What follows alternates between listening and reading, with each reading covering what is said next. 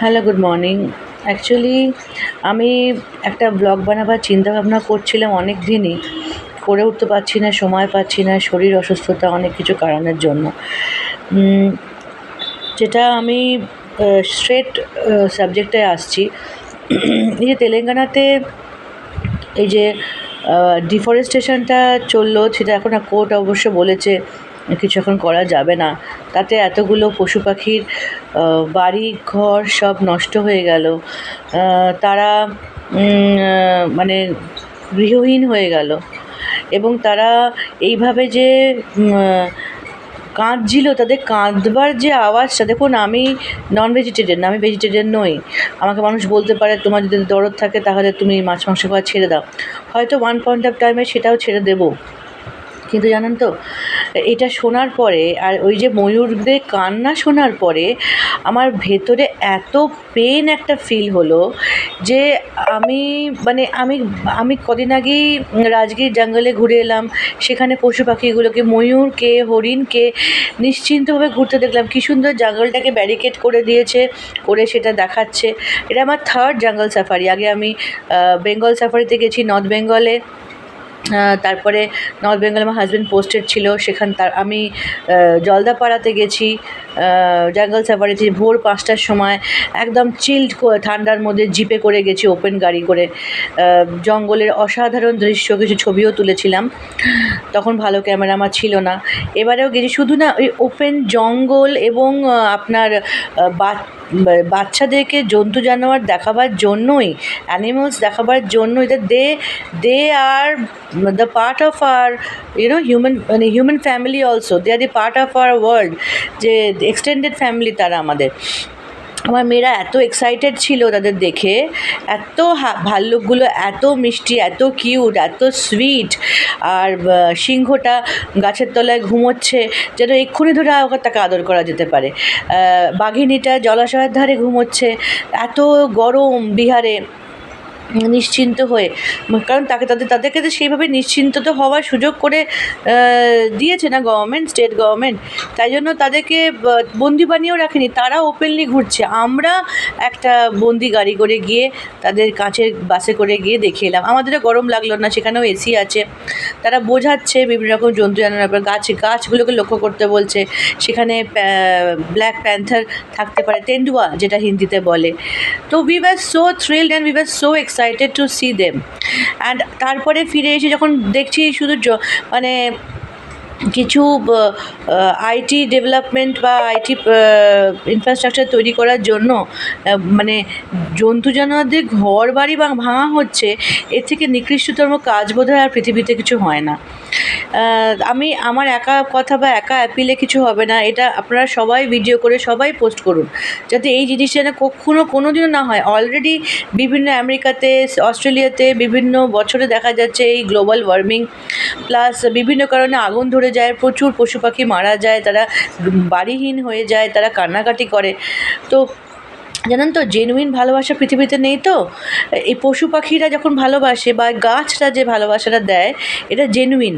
আমি দেখেছি, আমি কুকুরদের চোখে জেনুইন ভালোবাসা দেখেছি। হ্যাঁ, আমার যে ডগিটা ছিল, আমি রাখতে পারি না, বাচ্চারা নেমে একা থাকি বলে আমি একটা ডগ হোমে রাখি। সেই হোমেও একটি ভদ্রমহিলা আছেন, ও নিজে পড়াশোনা করছে, দুটো বাচ্চা। সেও স্ট্রিট ডগদেরকে 20খানা স্ট্রিট ডগদের খাবার দাবার ব্যবস্থা করে। যখন যেমন পারি ডোনেশন তুলে দিই। আমার ডগটাকেও টেক কেয়ার করে, এবং যখন যা লাগে ইঞ্জেকশন সব কিছু আমরা পাঠিয়ে দেওয়ার চেষ্টা করি। আর এই স্ট্রিট ডগসগুলোকেও করে। আমি তো স্ট্রিট ডগগুলোকে ডিরেক্টলি কিছু করতে পারছি না, কিন্তু ওকে যদি আমরা ফিনান্সিয়ালি সাপোর্ট করি তাহলে ওরা করে। কেউ যদি কিছু ডোনেট করতে চান বলবেন, আমি তাহলে আমার স্ক্যানারটা পাঠিয়ে দেবো। সেটা আপনি 10 টাকাও হতে পারে, সেটা আপনার 50 টাকাও হতে পারে, সেটা 500 টাকাও হতে পারে, আপনার যেটা মনের। হ্যাঁ, পশু পাখিকে ভালোবাসাটা দেবেন, তার রিটার্নে তারা কিছু চাইছে না, এবং তাদের চোখের মধ্যে আপনার জন্য একটা মানে অগাধ ভালোবাসা। অগাধ বলতে মানে কোনো সেলফলেস ভালোবাসা, একটা ইনোসেন্ট ভালোবাসা। সেই ওয়ার্মথটা, সেই ভালোবাসাটা আপনি কোথাও পাবেন না। আমার একজন আহ, আমার একজন মাসি আছে, মানে মায়ের বন্ধু ছিল, তিনি ক্যান্সার এক্সপায়ার করে গেছেন। উনি বলতেন, উনি অ্যাডপ্টেড ছিলেন। উনি বলতেন ওনার বাবা মা ঝগড়া করে অনেক সময় রাত্রিবেলা ওকে বাড়ি থেকে বার করে দিত, ছোট্ট বাচ্চা মেয়ে।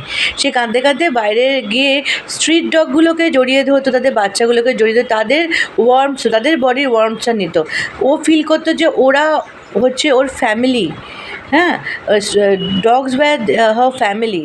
ওই যে ওয়ার্মসটা তার বাবা মা যে ওকে অ্যাডপ্ট করেছিল ওকে দিতে পারেনি, সেই ওয়ার্মসটা ও অ্যানিমালসদের থেকে পেয়েছে। তো they are dependent on us, and moreover যারা ফরেস্টে রয়েছে they are not dependent on us. একটা সি বিচের ধারে দেখুন কত প্লাস্টিকের বটল, নোংরা গার্বেজ, মানে আমাদের সব ওয়েস্ট মেটেরিয়াল আমরা ফেলি, মানুষরা ফেলি।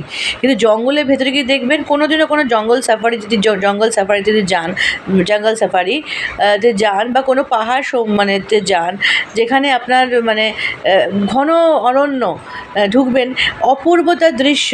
এত পশু পাখি থাকা সত্ত্বেও তাদের তো ওয়েস্ট মেটেরিয়ালস বেরোচ্ছে, ন্যাচারালি সেটা মানে মাটির সাথে মিশে যাচ্ছে। তাই সৌন্দর্য কিছু কমছে না। পৃথিবীতে সৌন্দর্য কমার কারণ শুধু একমাত্র মানুষ, একমাত্র আমরা। তাই চেষ্টা করবেন সেটা যেন না হয়। আর এইগুলোকে প্রোটেস্ট করুন, সবাই মিলে বলুন, যে যা জায়গা তখন নিজেদের মানে আইস ব্রেক করে বেরিয়ে এসে বলতে হবে। শুধু ব্লগ বাড়াবার জন্য নয়, কিন্তু এটা ভেতরের একটা আকুতি। হ্যাঁ, এটা বলতে হবে। আর স্ট্রিট ডগসগুলোকে একটু ভালোবাসবেন, একটু জল রাখবেন। আমার বাড়িতে জানেন মানে প্রায় 5th-6th জেনারেশন পায়রারা ডিম পেড়ে বাসা করে উড়ে চলে গেল। তারা জানে যে এই বাড়িটা এসির পেছনে আমি ডিম পাড়তে পারি, এটা একটা খুব মানে আমার নিশ্চিন্তের জায়গা, খুব সেফ প্লেস যেখানে আমার বাচ্চারা বড় হবে। তাই জন্য তারা মানে কত আজ প্রায় 1 বছর ধরে ওরা বাসা বেঁধে রয়েছে, 1টা 2টো 3টে 4টে করে পায়রা বৃদ্ধি হচ্ছিল। করবে কেন বাড়ির মধ্যে এরকম পায়রা রেখে দিয়েছে, নোংরা করছে? কিন্তু না, যখন এসি সার্ভিস করাই তখন আমি ওদের জায়গাটা পরিষ্কার ক্লিন করিয়ে দিই। আদারওয়াইজ কিছুই করতে লাগে না, ওরা নিজের মতো ন্যাচারালি গ্রো করছে। And this are the blessings. If nature comes to you, if nature stays at your home, if nature tries to touch you, feel you and be close to you, that means you are blessed. That means god wants to be with you, be close to you. এটা ভগবানের একটা ছোঁয়া ভাবতে পারেন। তাই কখনও নেচারের কোনো জিনিস, একটা পাতাও রাস্তার ছিঁড়বেন না, তাদেরও কষ্ট হয়। একটা গাছের পাতা দুটো বাচ্চারা অনেক সময় খেলতে খেলতে ফুল পাতা ছিঁড়ে দেয়, ছিঁড়তে অ্যালাউ করবেন না, ওদের কষ্ট হয়। আমি আরও মানে এখন অল্প বিস্তর প্লান্টেশনে শিখেছি, তাই কিছুই জানতাম না।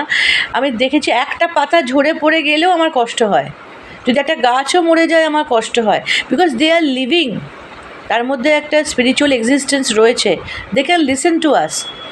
সো কাইন্ডলি এগুলো আপনারা সবাই বলে অ্যাপিল করে স্টপ করুন, এরকম যেন কোনো কাজ আমাদের দেশে না হয়। বিকজ আমাদের দেশ হচ্ছে একটা মানে স্বর্ণ দেশ, স্বর্ণভূমি, যেখানে পাহাড় যেমন সুন্দর, সমুদ্র তেমন সুন্দর, জঙ্গল তেমন সুন্দর। নিজের দেশটাকে সুন্দর করে দেখতে গেলে আমি তো প্রচণ্ড ট্রাভেল করার চেষ্টা করি, আমার বাচ্চার পড়াশোনার জন্য আটকে যাই। I try to travel in every 3 months। যখন দেখবেন এই পৃথিবীটা মানে আমাদের মিনিমাম আমাদের দেশটাই ভেবে দেখুন না, এত সুন্দর, এই পুরো দেশটাকে কভার আপ করতে আপনার একটা জীবন বেরিয়ে যাবে। এত সহজ না পৃথিবীটাকে বোঝা, এত সহজ না প্রকৃতিকে বোঝা। প্রকৃতির সঙ্গে রিলেট করুন। পাখি হারিয়ে যাচ্ছেন, 4G 5G 6G 7G এর কত কিছু আসবে। পাখি এই ভাইব্রেশন, সাউন্ড ভাইব্রেশনে পাখিরা এই উঁচু বিল্ডিংয়ের তলে আসে না। লাকিলি আমার বিল্ডিংয়ে কিছু প্যাঁচা থাকে, কিছু পায়রা থাকে। আমি পুরনো বাড়িতে, আমার বাড়িতে ঘরে ঢুকে শালিক পাখি মুড়ি খেতে আসতো। আমার খাটের পাশে জানলাতে তারা রাত্রিরে এক পরপর সারিবদ্ধ হয়ে ঘুমোতো, আমি ওড়াতাম না। এখন ওখানে থাকি না বলে হয়তো তারা থাকে না, কিন্তু আমার ভীষণ ভাল লাগে এইভাবে করা। আমি ডাইরেক্টলি হয়তো ফিজিক্যালি কুকুর বেড়ালদের জন্য করতে পারি না, কিন্তু তাদের সংস্থাগুলোকে হেল্প করার চেষ্টা করি।